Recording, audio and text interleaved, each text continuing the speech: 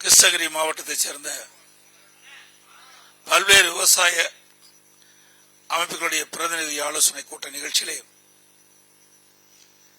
தலைமுறையாற்றிய முன்னாள் அமைச்சர் மரியாதைக்கு அண்ணன் KP முனுசாமி அவர்களே, நிகழ்ச்சியிலே பங்கு பெற்றுகின்ற மாநில உறுப்பினர் அண்ணன் டாக்டர் மு தம்பித்துரை அவர்களே, முன்னாள் அமைச்சர் மரியாதைக்கு சகோதரர் திரு KP அன்பழகன் அவர்களே, முன்னாள் அமைச்சர் சகோதரர் திரு P பாலகிருஷ்ண ரெட்டி அவர்களே, முன்னாள் எம்எல்ஏ திரு பன்னீர்செல்வம் அவர்களே, முன்னாள் அமைச்சர் சகோதரர் திரு ராதாகிருஷ்ணன் அவர்களே, சட்டப்பேரவை உறுப்பினர் சகோதரர் திரு அசோக் குமார் அவர்களே மற்றும் நிகழ்ச்சியிலே பங்கு பெற்று தன்னுடைய கருத்துக்களை வழங்கிய விவசாய அமைப்பினுடைய பிரதிநிதிகளே, நிகழ்ச்சியிலே பங்கு பெற்றிருக்கின்ற விவசாய சங்கங்களுடைய நிர்வாகிகளே, அங்கத்தினர்களே, பத்திரிகையாளர்களே, ஊடகங்களே, அனைவருக்கும் என்னுடைய முதற்கண் வணக்கம். இங்கே பேசிய விவசாயிகள் தங்களுக்கு எந்த விதத்தில் வேளாண்மையிலே பிரச்சனை இருக்கிறது என்று கருத்தை தெரிவித்திருக்கின்றீர்கள். அனைத்து இந்திய அண்ணா திராவிட முன்னேற்ற கழகம் ஆட்சி இருக்கின்ற வரை அவ்வப்போது விவசாயிகளை சந்தித்து விவசாயிகளுடைய கோரிக்கை மனுவின் அடிப்படையிலே பல்வேறு திட்டங்களை கொண்டு வந்து அதன் மூலம் விவசாயிகளுக்கு நன்மை கிடைத்திருக்கின்றன. இங்கே உதாரணத்துக்கு பேசிய விவசாயிகள் கூட நீர் மேலாண்மை அதற்காக ஒரு திட்டத்தை வகுத்து மழைக்காலங்களில் பெய்கின்ற நீர் ஓடையின் வழியாக நதியின் வழியாக கடலில் போய் உபரி நீராக கலக்கின்றது. அதை எந்தெந்த இடத்தில் தடுப்பணை கட்டி தேக்கி வைக்க முடியுமோ அந்த இடத்தெல்லாம் தேர்வு செஞ்சு அதிமுக ஆட்சியிலே தடுப்பணை கட்டி தண்ணீரை தேக்கி கோடை காலத்திலே விவசாயிகளுக்கு தேவையான நீரை பயன்படுத்துவதற்கு நிலத்தடி நீரை உயர அதிமுக அரசு நடவடிக்கை எடுத்தது. அதே போல குடிமராமத்து திட்டம் பல ஆண்டுகளாக ஏரி குளங்கள் எல்லாம் தூர் வராமல் இருந்தது. அந்த அடிப்படையிலே பொதுப்பணி கீழ் வருகின்றது 14,000 ஏரிகளிலே அதிமுக ஆட்சி கணவரை சுமார் 6,000 ஏரிகள் தூர்வாரப்பட்டு முழுக்க முழுக்க விவசாயிகள் பங்களிப்போடு தூர்வாரப்பட்டு அந்த வண்டல் மண் விவசாயிகளுக்கு இலவசமாக நாங்கள் வழங்கினோம். அதனால் நல்ல விளைச்சல் கிடைத்தது. ஒரு பக்கம் ஏரி ஆழமாகி மழை காலத்திலே பெய்கின்ற நீர் முழுவதும் சேமித்து வைக்கக்கூடிய சூழ்நிலையை அதிமுக ஆட்சியிலே நாங்கள் நடவடிக்கை எடுத்தோம். அதே போல விவசாயிகளுக்கு மும்முனை மின்சாரம் வேண்டும் என்று எங்களிடத்திலே கோரிக்கை வைத்தவுடன் அதிமுக ஆட்சியிலே மும்முனை மின்சாரம் விவசாயிகளுக்கு வழங்குவதற்கான நடவடிக்கை எடுத்து அதை தொடர்ந்து செயல்படுத்தினோம். பிறகு ஆட்சி மாற்றம் ஏற்பட்ட பிறகு தற்போது நம்முடைய விவசாயிகளுக்கு மும்முனை மின்சாரம் முழுமையாக கிடைக்கவில்லை என்று என்னிடத்திலே மனு கொடுத்திருக்கின்றார்கள். அனைத்து இந்திய அண்ணா திராவிட முன்னேற்ற கழக அரசு அமைந்தவுடன் ஏற்கனவே எப்படி மும்முனை மின்சாரம் விவசாயிகளுக்கு வழங்கப்பட்டதோ அது தொடர்ந்து விவசாயிகளுக்கு மும்முனை மின்சாரம் வழங்கப்படும் என்ற மகிழ்ச்சியான செய்தி இந்த நேரத்தில் தெரிவிச்சுக்கிறேன். ஏன்னா இது மிக முக்கியம். பகல் நேரத்தில் தான் நம்முடைய வேலையாட்கள் விவசாயத்துக்கு வருவாங்க, இரவுல வரமாட்டாங்க. இரவுல மின்சாரத்தை நம்முடைய வேளாண் பெருமக்களுக்கு மின் மோட்டர் இயக்குவதற்கு கொடுத்தா அதனால பெரும் கஷ்டப்படுகிற சூழ்நிலை ஏற்படுகிறது. அவை அந்த நிலையில போக்குவதற்கு அதிமுக அரசு நடவடிக்கை எடுக்கும். அதே போல இன்றைக்கு விளை நிலங்களில் யானை புகுந்து அந்த பயிர்கள் எல்லாம் சேதப்படுத்துகின்றன. அதற்கு தேவையான இழப்பீடு வேண்டும் என்று கேட்டுக்கின்றீர்கள். அனைத்து இந்திய அண்ணா திராவிட முன்னேற்ற கழக அரசு இருக்கின்ற வரை எந்த பகுதியிலும் வன விலங்குகளால் பயிர் சேதம் ஏற்பட்டால் அதை சேதத்தை மதிப்பிட்டு அதற்கு இழப்பீடு தொகை நாங்கள் வழங்கி வந்தோம். யானை, காட்டுப்பன்னி போன்ற வனவிலங்குகளால் தங்களுடைய நிலங்களில் பயிரிட்ட பயிர்கள் சேதமடைந்தால் அதற்குரிய நிவாரணம் அதிமுக ஆட்சியிலே வழங்கப்பட்டது. இப்பொழுது எப்படி என்று தெரியவில்லை. மீண்டும் அனைத்து இந்திய அண்ணா திராவிட முன்னேற்ற கழக ஆட்சி உங்கள் துணையோடு அமைகின்ற பொழுது எந்த ஒரு விவசாயியும் பாதிக்காமல் அவர் பயிரிட்ட பயிர்கள் வனவிலங்கால் சேதமடைந்தால் அதற்கு உரிய நிவாரணம் முழுமையாக வழங்கப்படும் என்பதை நேரத்திலே தெரிவிக்க விரும்புகிறேன். அதே போல இன்றைக்கு வனவிலங்குகள் யானை போன்ற வனவிலங்குகள் நம்முடைய விளைநிலங்களில் உள்ளே புகுந்து சேதம் அடைப்பது மட்டுமில்ல, அங்க இருக்கின்ற விவசாய தொழிலாளிகளை கொண்டு விடுகிறது. அதனால் உயிரிழப்பு ஏற்படுவதாக இங்கே சொன்னீர்கள். நம்முடைய சட்டமன்ற உறுப்பினர் கூட மரியாதைக்கு KP கூட சட்டமன்றத்தில் பேசினார். இந்த எதிர்க்கட்சியாக இருக்கிற பொழுது கூட இந்த பகுதியில் இருக்கின்ற குறைபாடுகளும் எடுத்து சொன்னார்கள். இந்த யானை முழுவதும் நடமாட்டத்தை தடுக்கின்ற விதமாக மின்வேலிகள் அமைப்பது, அகழிகள் அமைப்பது போன்ற திட்டங்களை அதிமுக ஆட்சியில் நாங்கள் கொண்டு வந்தோம். ஆட்சி மாற்றம் ஏற்பட்ட பிறகு அது தற்போது எந்த நிலையில் இருக்கின்றது தெரியவில்லை.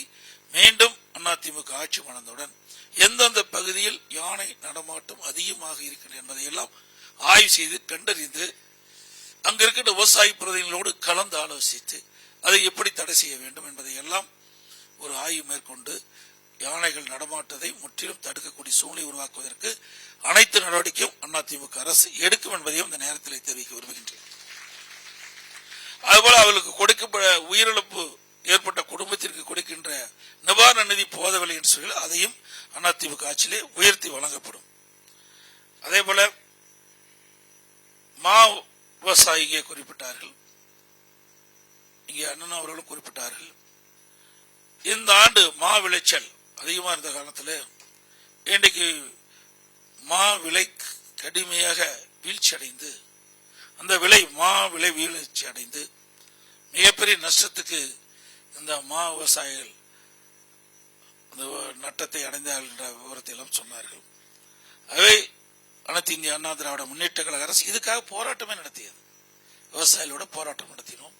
மரியாதைக்குரிய KP அண்ணன் தம்பித்துறை அவர்களும், இங்க இருக்கிற மாவட்ட செயலர் பாலகிருஷ்ண ரெட்டி அவர்களும், அசோக் குமார் போன்றவர்களெல்லாம் இந்த போராட்டத்தில் கலந்து கொண்டு விவசாயிகளுக்கு ஆதரவாக, அவை இன்றைக்கு பிரதான தொழிலாக இருக்கின்ற மா விவசாயிகள் கடும் விலை வீழ்ச்சியால் அவர் கடுமையாக பாதிக்கப்பட்டார் என்ற விவரம் தெரிந்தவுடன் எங்களுடைய பிரதான எதிர்க்கட்சியாக இருக்கின்ற பொழுது அந்த விவசாயியுடைய கோரிக்கையை ஏற்று அவர்களுக்கு துணையாக ஒரு ஏக்கருக்கு 30,000 ரூபாய் இழப்பீடு வழங்க வேண்டும், ஒரு கிலோவுக்கு 13 ரூபாய் கொடுக்க வேண்டும் என்ற கோரிக்கையின் அடிப்படையிலே போராட்டம் நடைபெற்றது.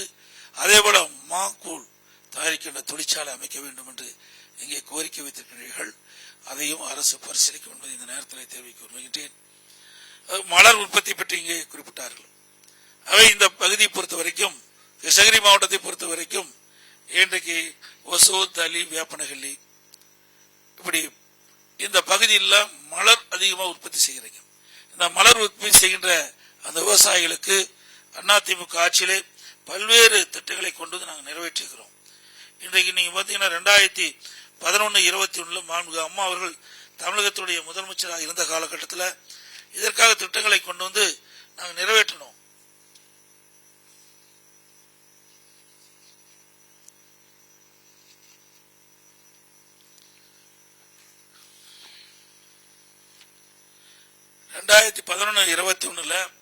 தோட்டக்கலைத்துறை அமைப்புகள் உருவாக்கி அதன் மூலம் 2011 பசுமை குடியில் விவசாயம் சார்ந்த அனைத்து தொழிலுக்குமே இலவசம் டேரிஃப் வழங்கி 2011-2021 வரை 10 வருடங்களில் அனைத்து இந்திய அண்ணா திராவிட முன்னேற்ற கழக ஆட்சியிலே மிகப்பெரிய தோட்டக்கலைத்துறை பசுமை குடியின் மூலம் இந்த கொய்மலர்கள் உற்பத்தி செய்யப்பட்டது.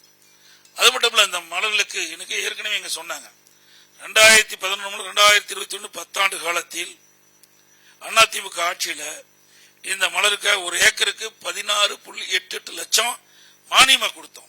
500 ஏக்கருக்கு 84,40 லட்சம் ரூபாய் மானியமா கொடுத்த அரசு அதிமுக அரசு.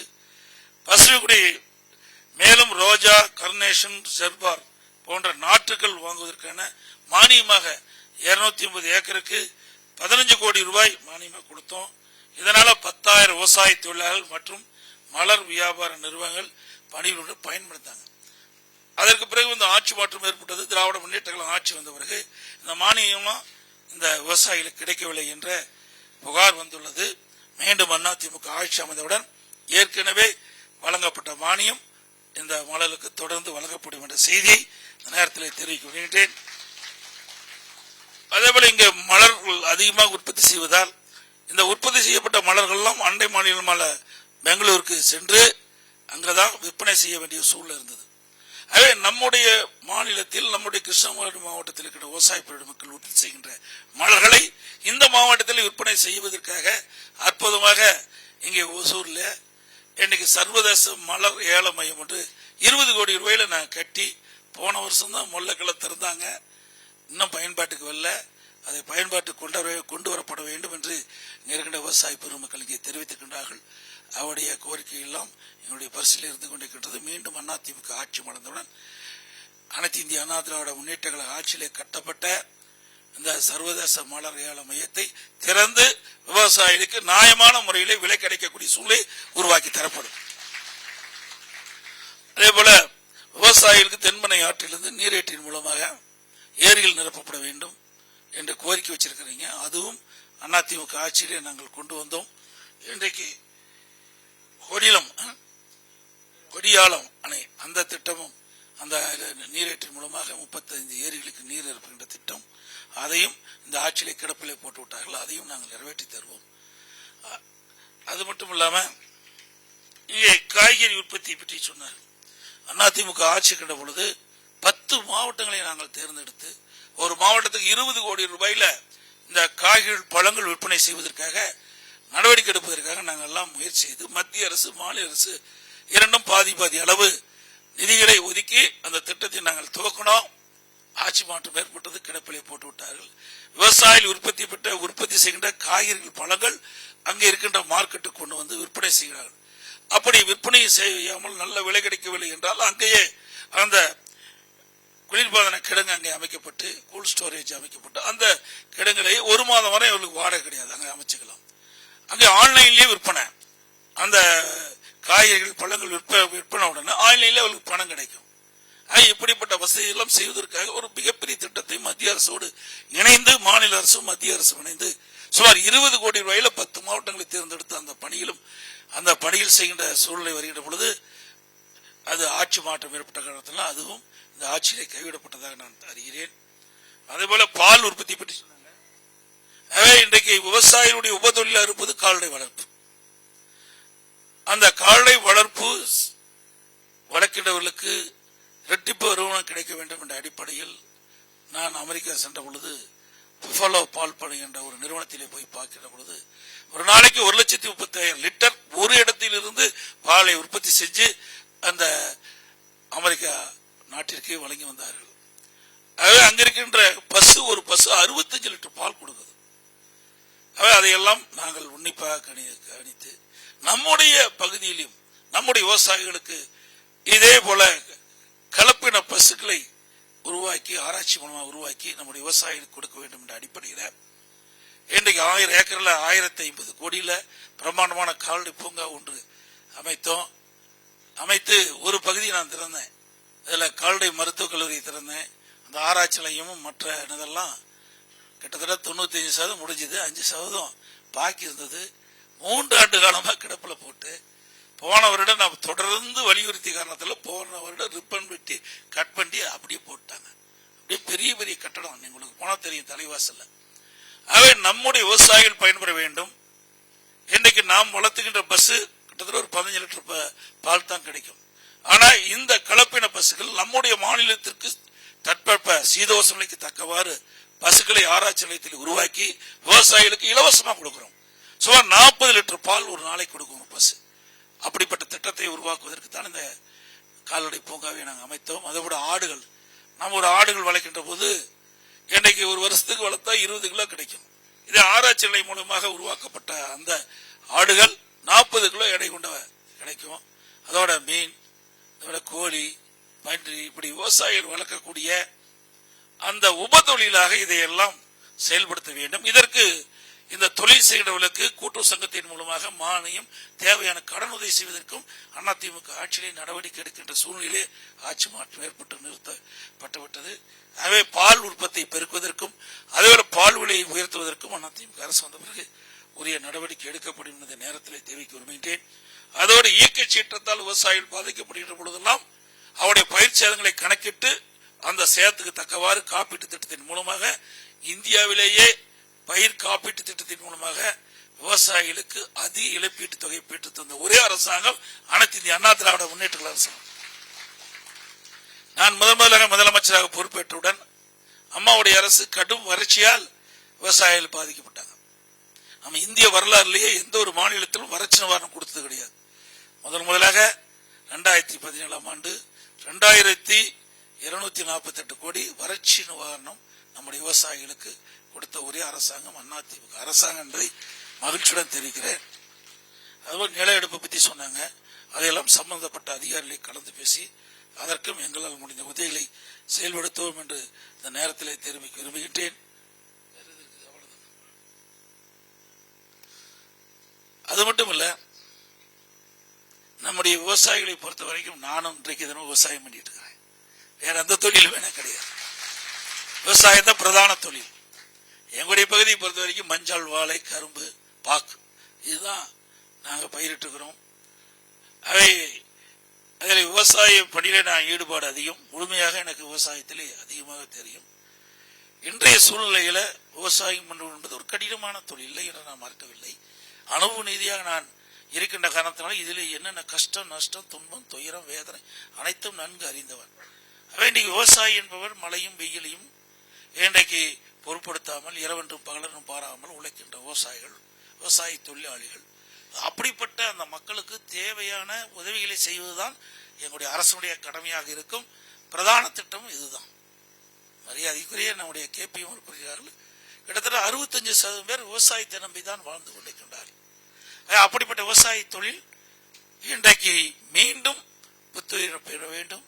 அந்த விவசாயிகள், விவசாய தொழிலாளர்களுக்கு தேவையான உதவிகள் நிச்சயமா எங்களுடைய அரசு செயல்படுத்தப்படும். இங்கே இருக்கின்ற விவசாய பிரதிநிதிகள் சொன்ன கருத்துக்கள் எங்களுடைய மனதிலே நாங்கள் பதிய வைத்து அனைத்து இந்திய அண்ணா திராவிட முன்னேற்ற கழக ஆட்சி வந்தவுடன் உங்களுடைய கோரிக்கைகள் நிறைவேற்றுவதற்கு பாடுபடுவோம் என்று சொல்லி இங்கே வருகை தந்து பல்வேறு விவசாயத்தை சேர்ந்தவர்கள் வருகை தந்து தங்களுடைய மேலான கருத்துக்களை தெரிவிச்சிருக்கிறீங்க. மீண்டும் உங்களுடைய கருத்துக்களை எல்லாம் மனுவா எழுதி கொடுங்க. ஏன்னா எல்லாமே நாங்கள் ஞாபகம் வச்சுட்டு இருக்க முடியாது. ஒவ்வொரு மாவட்டமா நாங்கள் போயிட்டு இருக்கிறோம். அந்த மாவட்டத்தில் மனுவா கொடுங்க. அந்த மனுவில் நாங்கள் பத்திரம் வச்சிருந்து நாங்கள் ஆட்சி அமைந்த பிறகு ஒவ்வொரு மாவட்டத்திலும் என்னென்ன பிரச்சனை, ஒவ்வொரு தொகுதியிலும் என்ன பிரச்சனை என்பதெல்லாம் ஆய்வு செய்து அதற்கு ஏற்றவாறு அதிமுக அரசு உங்களுக்கு உதவி செய்யும் தெரிவித்து விடைபெறுகின்றேன். நன்றி, வணக்கம்.